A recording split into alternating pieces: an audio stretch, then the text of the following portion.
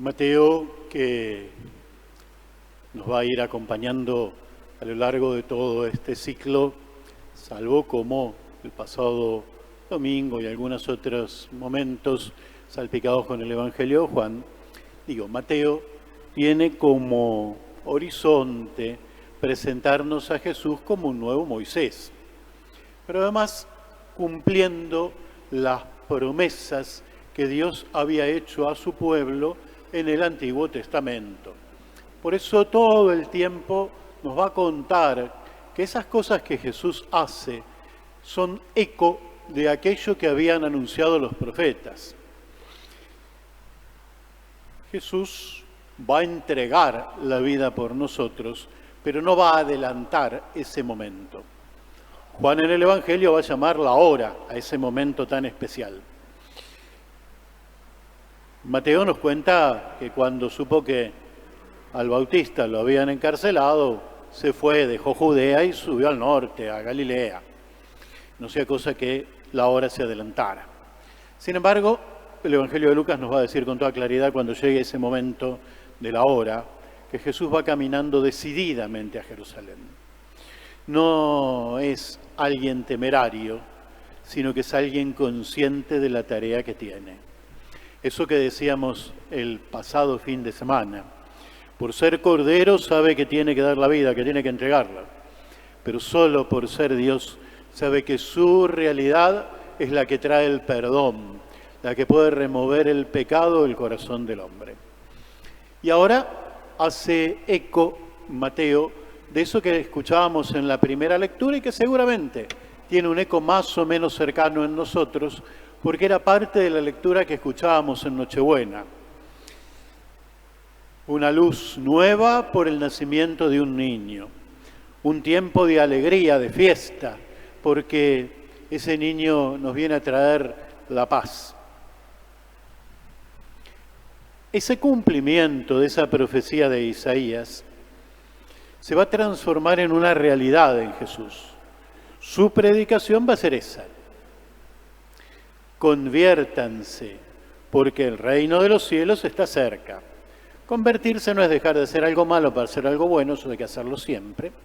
Convertirse tiene que ver con otra cosa. La palabra que se usa tiene que ver con cambiar la mentalidad. Y por ahí va la cosa. Porque el reino de los cielos, dice, está cerca. En algún momento nos va a tocar escuchar esas parábolas de Jesús del reino de los cielos, se parece. Y cuando habla del reino de los cielos, o el reino de Dios, como va a decir Marcos o Lucas, o simplemente el reino, eran fórmulas que se habían acuñado para hablar de Dios sin nombrarlo. Porque si lo nombraban a Dios era como hacer acto de magia con él. Y habían dado esa vueltita en el lenguaje, circunloquio que le dicen, para que se pudiese hablar de Dios sin decir su nombre. Jesús lo que está diciendo es: cambien la mente, cambien el corazón, porque Dios está cerquita. Y al terminar el Evangelio de hoy lo va a demostrar. Está cerquita anunciando que Dios es buena noticia, Evangelio. Está cerquita diciendo que remueve el dolor del corazón del hombre, que remueve el pecado y sus consecuencias, que se compromete con el sufrimiento humano. Por eso dice, en Galilea dejó Nazaret y se fue a Cafarnaúm. Cafarnaúm está a orillas del lago, un poquito más adelante dice el mar de Galilea. A los ojos de ellos ese lago era un mar. Debe ser más o menos como la laguna de Gómez en el formato de en Junín.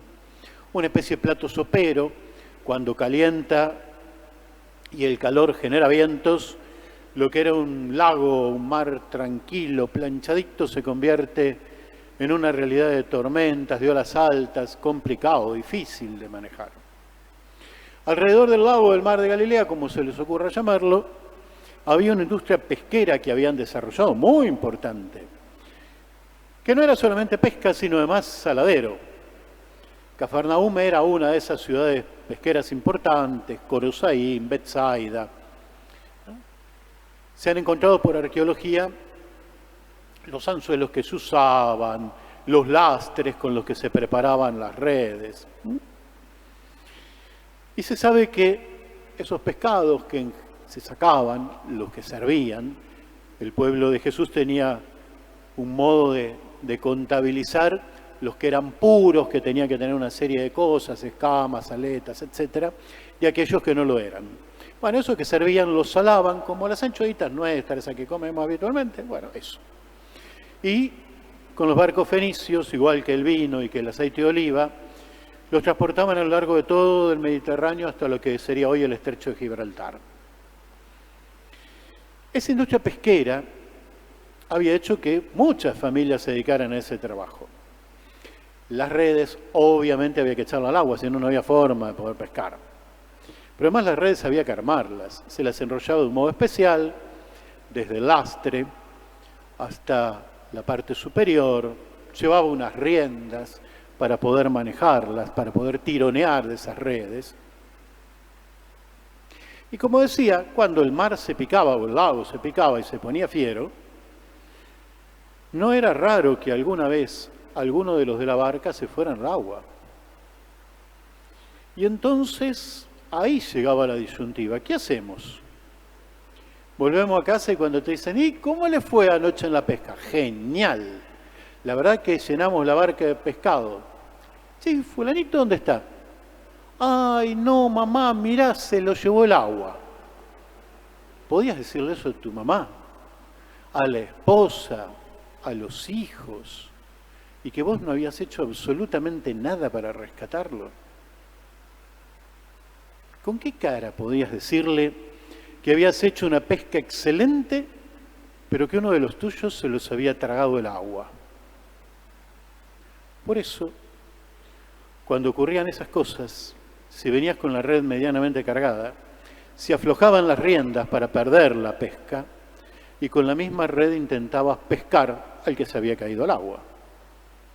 Que era un trabajo de conjunto, porque si todos se dedicaban a hacer lo mismo, dabas la barca vuelta de campana y se ahogaban todos. Entonces había que hacer de contrapeso algunos, y otros saber tironear de las riendas para poder pescar al desgraciado que se había caído al agua. Ser pescadores de hombre era algo que Simón y Andrés lo tenían clarito. Sabían que era comprometer la vida con la solidaridad, que era comprometer la vida con la vida de aquel desgraciado que había caído al agua y que tenías que rescatarlo. No podías volver a tu casa de ese modo, limpito pero sin tus afectos. Por eso va a decir Jesús, conviértanse, cambien la cabeza y el corazón, cambien la mentalidad, Dios está cerquita. Hoy es el Domingo de la Palabra y en general nosotros cuando escuchamos estos textos lo primero que hacemos es andar mangueándole a Dios que nos dé sacerdotes porque necesitamos. Se supone que Dios sabe qué es lo que necesitamos, eso decía Jesús y nos lo va a recordar en algún momento el Evangelio de Mateo, antes de que nosotros le pidamos las cosas. Andar reduciendo el Evangelio de hoy a un mangazo a Dios para tener curas es usar la palabra y no es dejarse ganar por la palabra, que es diferente. El Evangelio de hoy, la propuesta de Jesús, no es para aquellos que se siguen quedando en cuestiones rutinarias y de repeticiones. El Evangelio de hoy no es para aquellos que piensan que la fe pasa por una cuestión ritualista, o que es la adhesión a una ideología que pega justito con lo que pienso, o a una moral que parece ser algo que me levanta en la vida y me ayuda a levantar la puntería. No. El Evangelio de hoy es para aquellos que se sienten absolutamente comprometidos con las ganas de dar una mano, de no mirarse en el espejo y sentirse únicos, sino que son capaces de lo fraterno. El Evangelio de hoy es para aquellos que tienen el eco en el corazón de saber qué significa haber sido pescadores de hombres en otras situaciones, haberle dado la mano a alguien, para poder seguirlo a Jesús. Si no, no tiene sentido. Para los que vivan repitiendo cuestiones de modo ritual, o para los que piensan en una fe de consecuencias filosóficas, morales, un formato de vida, nada que ver. Por eso hay que convertirse, hay que cambiar la mentalidad y el corazón. Por eso hay que dejarse transformar. El Jesús que pide que descubramos en el interior el eco de estas cosas es el Jesús que hace eco también con las necesidades más profundas que tenemos los hombres. Así terminaba el texto de hoy. Fue capaz de remover el dolor, el sufrimiento, entendió lo que significaba el dolor del otro.